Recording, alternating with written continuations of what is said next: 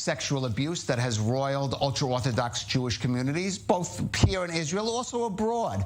Chaim Walder was a well-known, or is a well-known, author of books aimed at children in the strictly religious or Haredi sector. It's known as the Kids Speak series. He's also worked as a newspaper columnist, a radio host, a private educator, and personal counselor for adolescents. But this weekend, Israel's Haaretz Daily published an expose citing 3 women who said that Walder initiated sexual relations while they were undergoing therapy with him. 2 of them were minors at the time. Now, the past few days, a radio station and newspaper where he worked cut ties with Walder, and some bookstores took his works off their shelves. And he himself announced now that he is stepping away from public life to, quote, devote himself to his family and clearing his name. Well, joining us now for more is Shana Aronson, director of Magen for Jewish Communities, a nonprofit organization dedicated to fostering a, quote, culture of transparency. And Shana, let's first talk about the shock in the community that someone who was lauded, apparently, for a special sensitivity and understanding for children now stands accused of exploiting them in the worst way possible. Absolutely. I think that the fact that, as you said, he's somebody who's known to have that sort of unique sensitivity of being able to relate to children on their level and connect with them in terms of, where they're holding with their emotional development, just makes, which was something I have to add that was very novel and very progressive within the Haredi community, sort of talking about children's feelings and just feelings in general in that way. That was something kind of new that he brought to the table over the years, something that was seen as really healthy. And I think that has just made this sort of doubly shocking for so many in the community. Right. Now, I've been reading some of what you've been writing on social media. You had a post where you said that you initially were encouraged by seeing some responses to the revelations about Chaim Walder, but then you wrote, the protective, the righteous, and the facilitators are working in full force.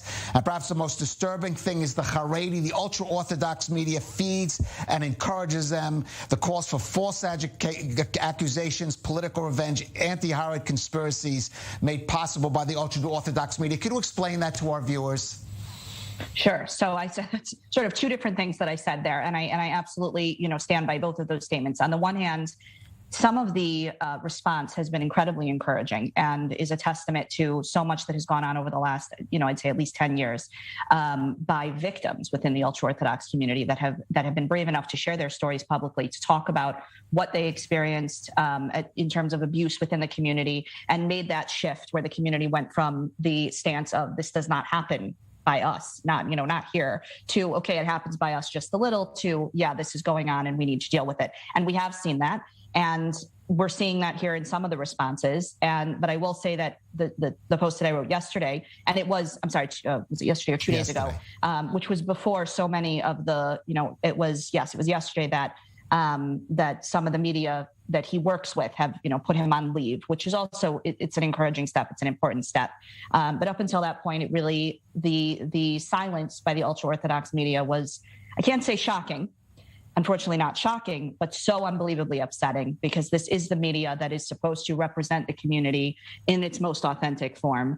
And who should care more about the safety of the community than them? And we would like to see that, clarity. Obviously, we understand it's going to have to be in language that's appropriate for the community. It might need to be not get into as much detail as, let's say, the Haaretz article did. But this absolute radio silence was just so awful. And the number of phone calls that I got from people, from victims not of him, of alleged victims of his, but other victims, saying, are we sure this is true? I'm hearing that this was an anti-religious conspiracy, that the journalists who wrote this were secular and they were out to get, it's such an absurd claim, but that was only being fed. And that's what I meant by that. That sort of paranoia and that those kinds of conspiracy theories are fed by the silence of the Haredi media. Well, if the Haredi media is not saying anything, it's only the anti-religious and, left-wing and whatever it might be, media that's reporting on this. Well, it must not be true. This must be some sort of vendetta. And as ridiculous as that is, that conversation is going on a lot. And we need that conversation to start shifting. And that's why the responses of the Haredi media are really, really important. Right. And is that really the issue? Because abuse happens in every community. But perhaps in ultra-Orthodox, there is lacking that transparency, as you might say. I think that, what we see in the ultra-Orthodox community and what we've seen over the years is very similar to what we see in a lot of very insular communities. So this might not just, it's really not completely unique to the ultra-Orthodox community. We saw it in the kibbutzim. We've seen it in the elite universities. We've seen it in U.S. gymnastics teams. Like any community that sees itself as being insular, where there's an us versus them, where there's a need to project a certain image to the rest of the world, has this hesitancy to air its dirty laundry out there. There's something to prove. There's an image that we need to maintain. And the ultra-Orthodox community has really been no different. All right, maybe that culture will start beginning to change there through the work of organizations such as yours and many others. Shana Aronson of Magen for Jewish Community.